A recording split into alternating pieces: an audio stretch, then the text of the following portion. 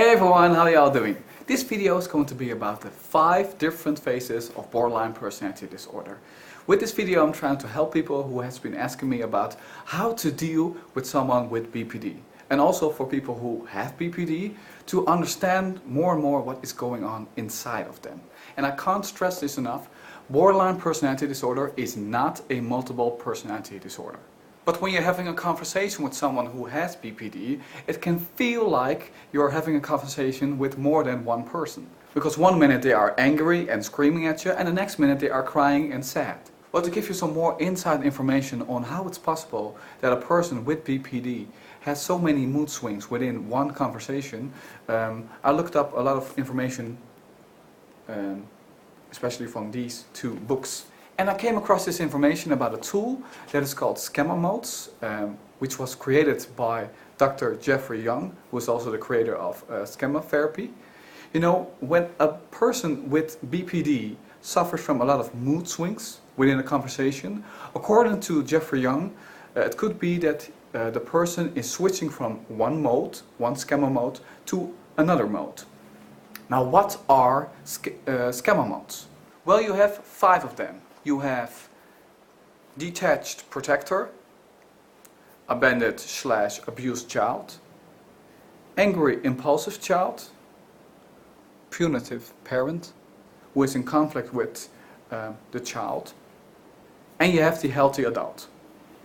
Now it could be that a person with BPD within a conversation is switching from the abused child to, for example, the angry child or the punitive parent. And that all happens in like a second, you know? And now I'm going to show you what that looks like in a conversation. I'm going to have a conversation with myself, me being the healthy adult who is not afraid of dealing and showing emotions. And the other person is going to be the other 4 modes or phases, as I call them. Now I'm going to confront him with the fact that his mother is going to leave him tomorrow for a very long time. Well, that part of this conversation is made up, it's not true. But the rest of the conversation is actually my personal story, so I'm also sharing a lot of stuff with you guys. So, okay, so your mother, she's leaving tomorrow, isn't she?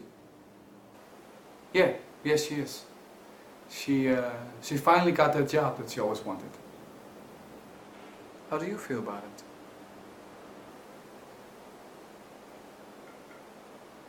Well, I think it's the right choice for her to make right now. Yes, that's all about her, but how do you feel about it? How do you want me to react on that? Am I supposed to cry or something? Okay, meet the protector. In the beginning of the conversation, everything went well. Well, that is what it looked like.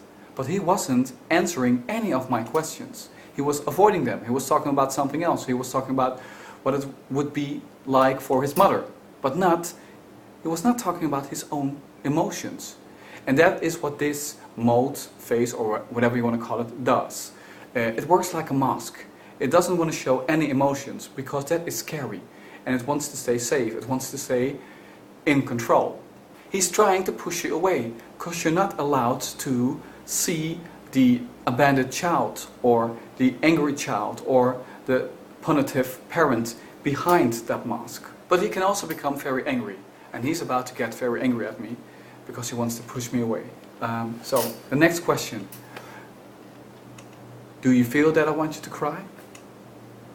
Well, that's the reason why I brought it up, isn't it? You want me to feel things? Why do you do this when you're talking about feelings? Ah, get off my back. You people always watching everything that I do. Okay, so now I pushed him further and further away from me. Now what can I do about that? Well, first of all, be patient, you know. It takes a long time for this person to remove that mask and show you what is behind that mask. Try to gain their trust by being there for them, you know, and encourage them to express their feelings, but don't push it. His last words were, watching everything I do. So I'm going to respond on that. Watching everything you do? Who is watching everything you do? You. I'm mother, my family, everybody. So your mother is watching everything that you do. Oh, here we go with the mommy issues. Okay, as you can see, I'm still dealing with the protector. But what I'm going to do now is trying to gain his trust. By showing him that I'm listening and I'm trying to understand what he's saying. So, here we go. I'm sorry, but I don't understand what you mean. You're saying that your mother is always watching everything that you do? Yeah, she is. I forgot to pick up her ticket yesterday. And when I found out about it, the place was already closed. I had to call her, tell her that I didn't have it. And then she said she was going to do it herself today, and she hung up the phone. That always happens. So stupid. That always happens? Yeah. I've never been good at these things. So this happened before. Millions of times. I remember that I had to come home right after school. I had to bring back my library book. And then I got distracted and I was looking for a new book. Then I ended up being really late.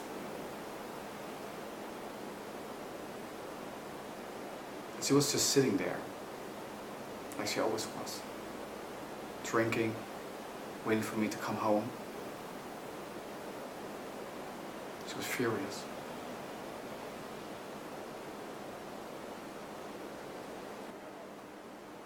Okay. So, as you can see now, he is opening up to me. We're not dealing with the protector anymore, we're dealing with the punitive parent now.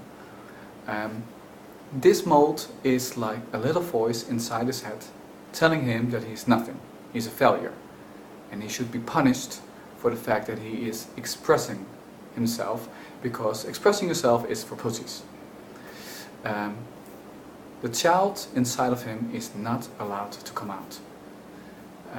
You can recognize the punitive parent by because he's saying stuff like, I'm a loser. What can you do to help him? Well, first of all, create a safe place. Become a safe place for him. Where he can express himself, you know? Because when he's finally ready to express himself, to open up, and you are the one who's judging his thoughts and feelings, you'll make him feel like, okay, I'm expressing myself, and that's wrong, my thoughts are wrong, my feelings are wrong, I am wrong, I am a failure, I need to be punished. And he goes straight back into not, because he opened up, you know, he became the child, and you were judging him, it was wrong. So then he's back to the punitive parent again. He closes the door, and it will take him a long time to open up to you again. So my next question will be, what did you say to her?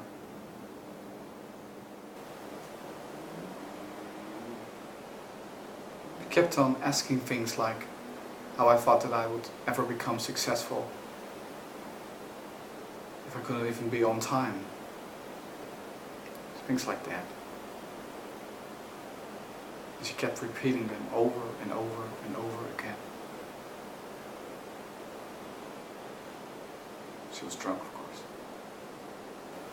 How did she make you feel? Furious! I mean, I was at the library. I wasn't doing drugs or anything. I was at the library. She was supposed to be proud of me. Okay, he finally reached the child inside himself, the angry, impulsive one. He is fighting against the punitive parent. The punitive parent is saying that he's not allowed to enjoy himself, punishment. But he's not going to listen, and he'll do something impulsive, like shopping, having sex with strangers, drinking. This behavior could lead to bad consequences. And that is giving the punitive parent the chance to punish him again. Now, how can you help him? Well, not listening to the punitive parent is a good thing. But instead of being impulsive, it's important to express his needs in a more healthy way, like going to the gym. Okay, next question. So you were furious. What did you say to her? Nothing. Nothing? But you were furious. She never listens. And if I would have been on time, like I was supposed to, never would have happened.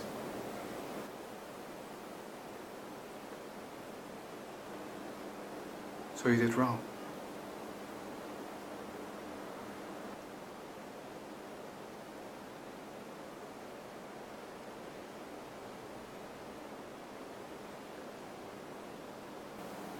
You're furious at yourself. Just like when you forgot to pick up her ticket.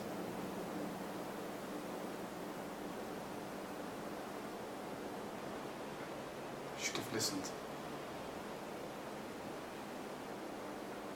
So you deserve punishment. I'm not going to talk about my self-harm. Okay. See, I went too far. I'm going to ask him another question. What are you going to say to her when she's about to get on a plane tomorrow?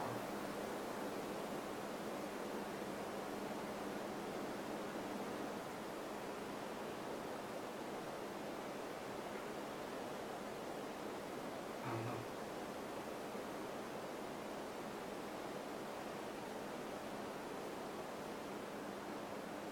And now finally we have reached the abandoned, abused child. This child can't find solutions to its problems. And it can make you feel like you are the one who has to find the solutions to his problems. Everything depends on you.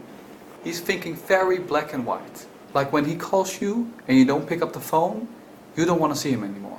That's the way he thinks. Now what can you do to help him? Show him that you appreciate him. Praise him for the things that he has accomplished. Remember, he's not allowed to receive compliments. That is what his punitive parent is saying, because he's a loser. So be honest and don't make things up. And be that safe place for him. Okay everyone, that was it. I hope you're all doing well and I hope this was helpful. And remember, it's very hard dealing with people who have BPD. But it's even harder being a person who has BPD. So, take care you all. Bye bye.